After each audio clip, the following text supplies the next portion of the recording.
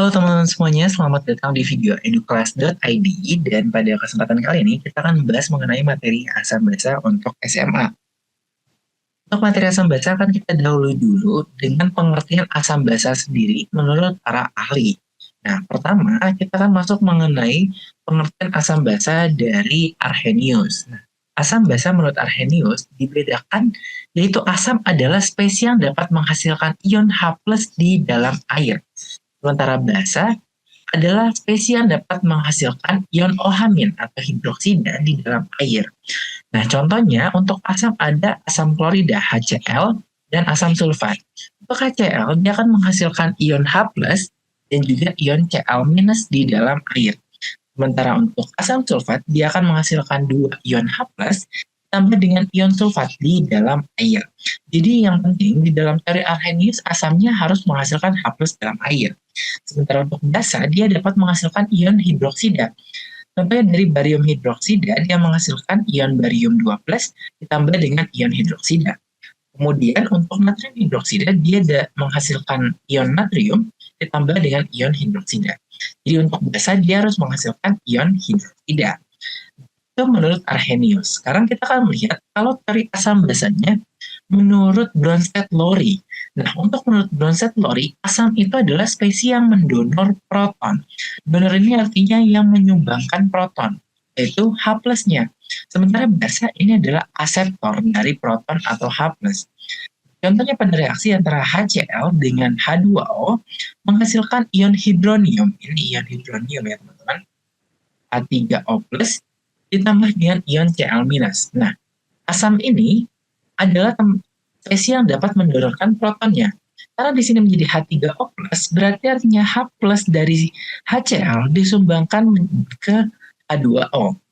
Hingga HCl ini menjadi asam karena dia mendonorkan H+-nya, protonnya. Sementara karena H2O menerima proton, aseptor itu menerima, jadi dia menjadi basanya.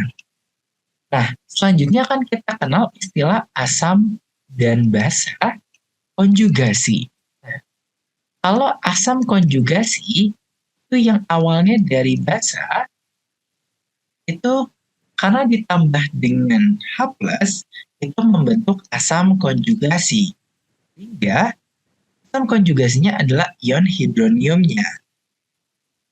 Sementara untuk basa konjugasi itu adalah asam yang H+-nya lepas. Itu menjadi basa konjugasinya. Basa konjugasinya. Jadi Cl- adalah basa konjugasinya, sementara H3O+ atau ion hidronium adalah asam konjugasinya. Nah, ini pengertian asam basa menurut Bronsted-Lowry. Selanjutnya kita akan melihat kalau menurut Lewis. Kalau menurut Lewis sedikit berbeda, di mana asam ini tidak lagi donor proton dan juga H+ atau OH- tapi dalam berupa pasangan elektron. Contohnya, antara NH3 ditambah BF3. Dr. Lewis NH3 adalah sebagai berikut, dan memiliki 2 elektron bebas ditambah dengan BF3. Dengan F memiliki 7 elektron valensi masing-masing. Nah, kita akan melihat di sini bahwa NH3 ini memiliki kelebihan elektron pada atom pusatnya, yaitu atom nitrogen. Nah, nantinya elektron ini disumbangkan menuju boron yang belum full elektronnya, belum oktet. Sehingga asam ini adalah yang menjadi aseptor atau penerima, sehingga BF3 ini karena akan menerima elektron dari NH3, dia akan menjadi asamnya. Sementara untuk NH3, karena dia menyumbangkan elektronnya, dia akan menjadi basanya. Nah, kalau menurut Lewis, jadi yang dilihat adalah pasangan elektron mana yang disumbangkan dan mana pasangan elektron yang dilepaskan dari spesies mana. Nah, itu untuk teori asam basanya. Nah, sekarang kita akan melihat apa sih contoh-contoh dari asam dan bagaimana asam itu dibagi menjadi asam kuat dan asam lemah. Nah, apa sih pengertian dari asam kuat dan asam lemah? Asam kuat dan asam lemah dibedakan dari bagaimana mereka di dalam air, teman-teman. Jadi kalau asam kuat dia akan terdisosiasi sempurna. Dan asam-asam kuat ini biasanya bersifat korosif ya teman-teman. Dia mengikis. Sementara asam lemah, dia tidak terdisosiasi sempurna. Tidak terdisosiasi sempurna. Nah, contoh-contoh dari asam kuat adalah HCl. HCl itu adalah asam klorida. Sementara HNO3 itu asam nitrat. Selanjutnya H2SO4 itu asam sulfat. Kemudian HI itu adalah asam iodida. Kemudian HClO4 ini adalah asam perklorat. Nah, kalau di asam kuat, dia akan terionisasi sempurna. Misalkan untuk H2SO4, dia akan menjadi 2H+, dan juga SO4 2-, ion sulfat. Jadi dia akan sepenuhnya menjadi ion-ion penyusunnya. Sementara asam lemah, dia tidak sepenuhnya semuanya menjadi ion-ion penyusunnya. Contohnya untuk CH3COOH, ini adalah asam asetat. Selanjutnya ada HCN dan H2CO2. Nah, ini contoh-contoh asam lemah di mana dia tidak sepenuhnya menjadi ion-ion penyusunnya. Nah, untuk mencari konsentrasi H+-nya, itu pun berbeda. Kalau asam kuat, kita harus lihat valensinya. Valensi ini teman-teman lihat dari mana? Teman-teman lihat dari berapa banyak H+ yang berada pada suatu senyawa asam tersebut. Kalau untuk HCl, HNO3, berarti setiap satu senyawa mengandung satu H+. Sementara kalau seperti H2SO4, berarti setiap satu senyawa dia mengandung 2 H+. Sehingga valensinya adalah 2. Itu untuk asam kuat. Sementara untuk asam lemah, teman-teman akan kenal istilah Ka. Ka ini adalah tetapan kesetimbangan dari asamnya. Nah, nanti teman-teman kalikan dengan M, konsentrasi dari asam tersebut. Atau teman-teman bisa gunakan juga rumus derajat disosiasi. Alfa ini adalah derajat disosiasi. Derajat disosiasi ini akan menunjukkan seberapa banyak ion yang terionisasi. Nilai derajat disosiasi ini akan berkisar dari 0 sampai dengan 1. Kemudian, atau teman-teman bisa gunakan rumus hubungan antara Ka, tetapan kesetimbangan asamnya, dengan derajat disosiasinya, yaitu Ka sama dengan A kuadrat dikalikan dengan M, atau konsentrasinya. Ini untuk asam. Selanjutnya untuk basa.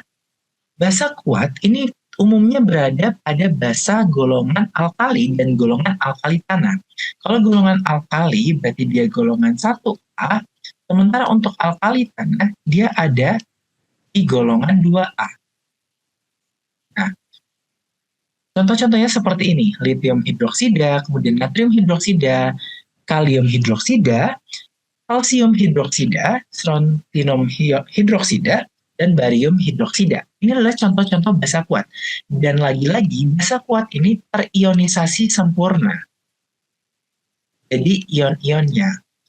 Contohnya seperti barium hidroksida.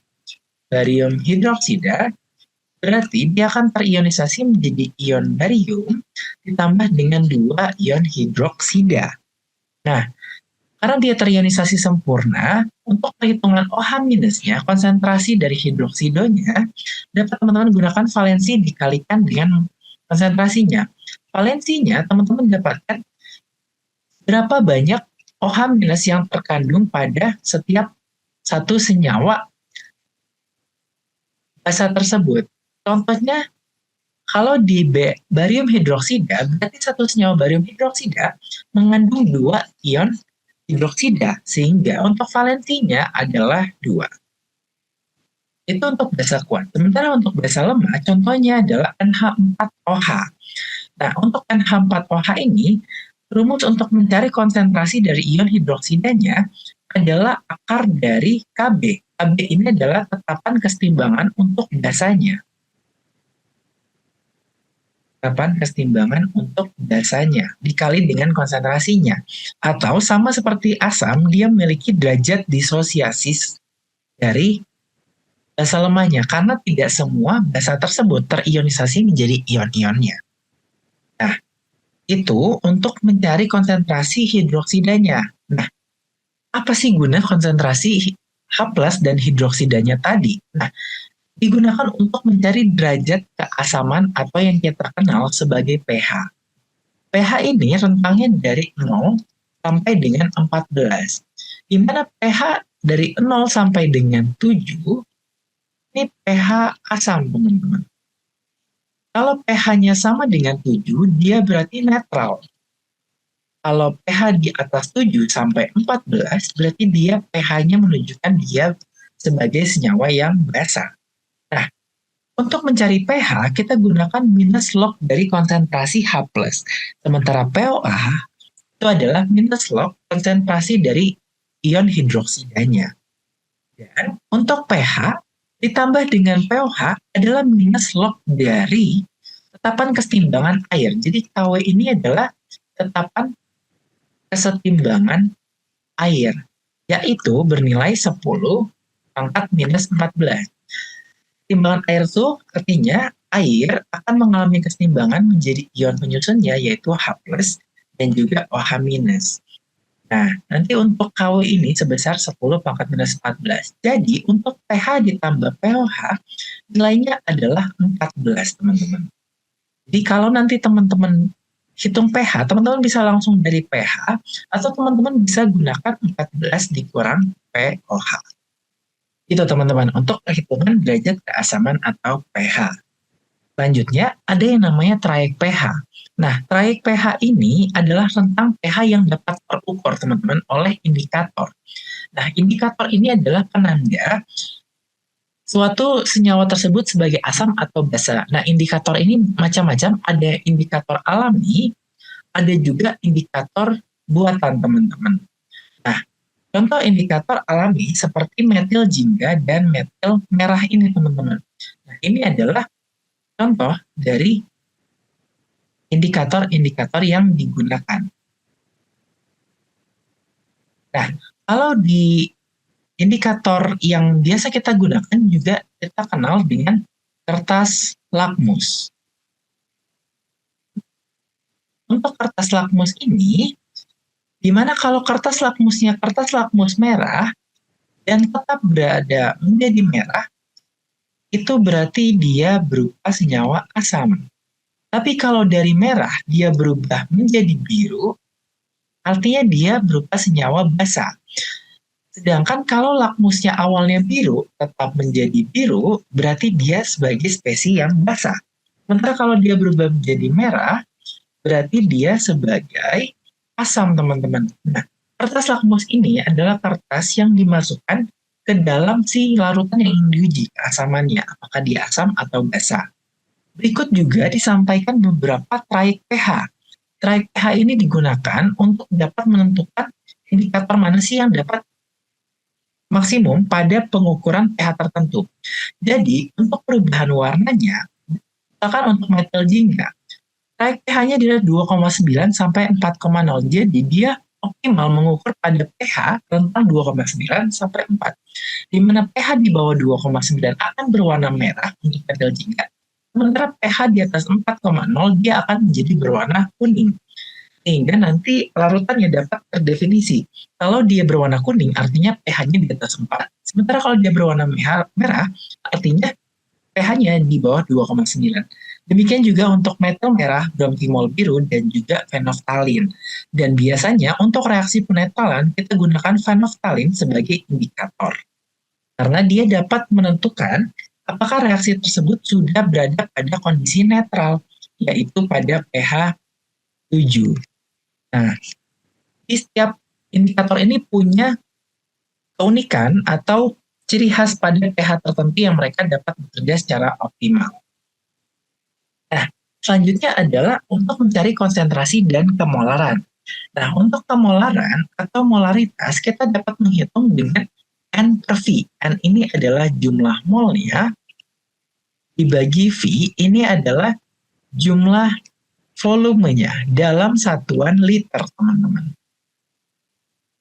Nah, atau juga teman-teman bisa gunakan 10 dikali persentase. Persentase ini adalah persen volumenya. Persen volume dari volume totalnya. Dikalikan dengan rho. Rho ini adalah massa jenis larutannya. Dibagi mr. Nah, atau teman-teman bisa gunakan juga G per ml. G ini adalah massa dari senyawa yang dilarutkan.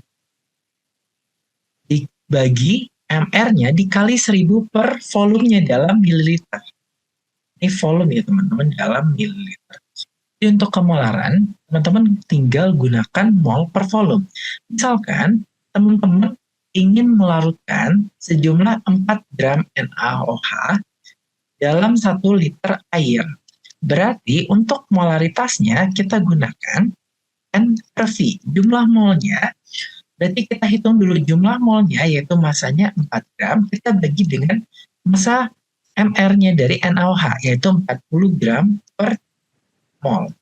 Dibagi dengan 1 liter, sehingga kita dapatkan 0,1 mol per liter atau 0,1 molar.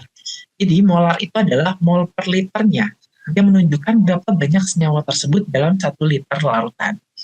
Nah, ada juga rumus pengenceran teman-teman. M1 kali V1 sama dengan M2 kali V2. Nah, misalkan kita ingin mengencerkan 100 mili larutan dengan konsentrasi 1 molar menjadi 500 mili larutan. Dan kita ditanya konsentrasi akhirnya berapa? Berarti untuk konsentrasi 2-nya, kita dapat gunakan rumus ini hingga M2 kali V2 sama dengan M1 kali V1. Artinya nilai M2-nya sama dengan M1 kali V1 dibagi dengan 2-nya, yaitu 100 mili dikalikan dengan volume 1 dikalikan dengan massa molaritas satunya 1 molar dibagi dengan volume keduanya 500 mili. Yaitu teman-teman akan dapatkan 0,2 molar. Sehingga untuk konsentrasi akhirnya adalah di 0,2 molar. Ini 100 mili ini teman-teman boleh gunakan tetap mili, asalkan yang volume pertama dan volume kedua sama-sama dalam mili, kalau untuk pengenceran. Untuk menentukan molaritas campuran, teman-teman tinggal gunakan molaritas spesi pertama dikali volume spesi pertama ditambah dengan molaritas spesi kedua dikali volume kedua dibagi dengan volume 1 ditambahkan dengan volume keduanya. Itu untuk mencari konsentrasi dan kemolaran. Selanjutnya kita akan mencoba untuk latihan soal terkait dengan menentukan larutan mana sih yang memiliki konsentrasi ion OH- paling besar. Untuk yang A, karena dia termasuk dalam basa lemah, kita bisa ketahui dia basa lemah karena diberikan data Kb, teman-teman. Nah, untuk konsentrasi OH- untuk asam lemah, yaitu akar Kb dikalikan dengan konsentrasinya. Sehingga kita masukkan 1,6 dikali 10 pangkat minus 5 dikali konsentrasinya 0,1 molar. Sehingga kita akan dapatkan untuk nilainya yaitu 1,26 kali 10 pangkat minus 3 molar. Sangat kecil sekali karena memang dia terdisosiasi menjadi ion-ionnya sangat kecil, teman-teman. Kemudian untuk yang B, konsentrasi OH-nya, karena di sini kalsium hidroksida tadi termasuk basa kuat, berarti kita gunakan valensi dikalikan dengan polaritasnya. Valensinya untuk setiap kalsium hidroksida dia akan terionisasi menjadi kalsium 12 ditambah dengan 2 ion hidroksida. Artinya valensinya ada 2. Ada 2 ion hidroksida setiap satu senyawa kalsium hidroksida. Berarti 2 dikali 0,1 molar yaitu 0,2 molar. Untuk yang C, konsentrasi OH-nya karena di sini lagi-lagi berupa asam atau basa lemah, teman-teman, dia berupa basa lemah, berarti kita gunakan akar Kb dikalikan dengan molaritasnya, yaitu 9 dikali 10 pangkat minus 4 dikali 0,1 molar, sehingga teman-teman akan dapatkan sebesar 9,487 dikali 10 pangkat minus 3 molar. Selanjutnya untuk yang B, karena barium hidroksida lagi-lagi merupakan basa kuat, kita hitung kalau barium hidroksida terionisasi, dia akan menjadi Ba2 plus ditambah 2 ion hidroksida. Artinya valensinya adalah sebesar 2, teman-teman. Ya, 2. Berarti 2 dikali 0,2 molar, yaitu 0,4 molar. Selanjutnya untuk yang E, natrium hidroksida lagi-lagi merupakan senyawa basa kuat, di mana natrium hidroksida terionisasi menjadi Na+ dan OH-. Artinya ada satu ion hidroksida yang akan dihasilkan dari NaOH. Berarti valensinya adalah 1, teman-teman. Sehingga kita gunakan 1 dikalikan 0,1 molar, yaitu 0,1 molar. Dan kita dapatkan untuk yang memiliki konsentrasi ion OH paling besar adalah yaitu pada D, yaitu barium hidroksida 2 molar. Itu untuk soal yang pertama. Untuk latihan soal yang kedua, kita diminta untuk menentukan pH dari 500 ml larutan asam sulfat 0,05 molar. Nah, asam sulfat termasuk asam kuat ya teman-teman, jadi dia akan terionisasi menjadi 2H+ ditambah ion sulfat. Hingga valensinya adalah 2, teman-teman. Lihat di sini karena dia menghasilkan 2 ion H+. Berarti karena dia termasuk asam kuat, berarti konsentrasi H+-nya adalah molaritasnya kita kalikan valensi. Molaritasnya adalah 0,05 molar, kalikan valensinya yaitu 2 sehingga 0,1 molar. Selanjutnya untuk perhitungan pH adalah minus log dari H+-nya.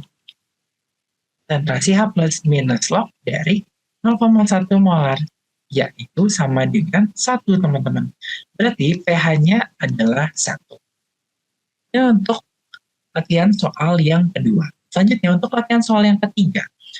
100 ml larutan H2SO4 asam sulfat 0,2 molar diencerkan hingga volumenya menjadi 200 ml, maka pH larutannya menjadi berapa? Kita gunakan rumus pengenceran. M1 dikali V1 sama dengan M2 dikali V2. Molaritas pertamanya adalah 0,2 molar, volume satunya adalah 100 ml, ditambah dengan molaritas keduanya dikalikan dengan volume keduanya 200 ml. Berarti kita akan dapatkan molaritas keduanya itu 0,2 molar dikali 100 ml dibagi 200 ml, yaitu sama dengan 0,1 molar. Molaritas ini adalah punya siapa? Punya H2SO4 yang sudah encer. Itu sama dengan 0,1 molar. Dan untuk mencari pH-nya, kita harus menentukan dulu konsentrasi H+-nya. Konsentrasi H+, karena lagi-lagi berupa asam kuat, berarti adalah valensi dikalikan dengan massa molar, dikalikan dengan molaritasnya, teman-teman. Untuk molaritasnya, kita kalikan dengan valensi. Untuk H2SO4, dia akan terionisasi menjadi 2H+, kemudian ion sulfat. Berarti valensinya adalah 2, teman. Berarti untuk valensinya 2 dikali 0,1 molar, itu 0,2 molar. Selanjutnya untuk pH berarti minus log konsentrasi H+-nya. Teman-teman akan dapatkan minus log dari 0,2 molar, yaitu menjadi 1 minus log 2. Nah, teman-teman kita jabarkan di sini minus log 0,2 bisa kita ubah 2 kali 10 pangkat minus 1. Dan ini bisa kita tuliskan minus log 2 minus log 10 pangkat minus 1. Jadi kita dapatkan 1 dikurang log 2, yaitu 1. Data log 2-nya sudah diberikan di soal, yaitu 0,3. 0,3 sama dengan 0,3. Hingga pH akhirnya adalah 7. Demikian teman-teman untuk penjelasan mengenai materi asam basa. Terima kasih telah menyaksikan video eduklas.id kali ini. Semoga dapat membantu pemahaman teman-teman dalam materi asam basa. Sekali lagi terima kasih telah menyaksikan dan sampai jumpa di video eduklas.id selanjutnya.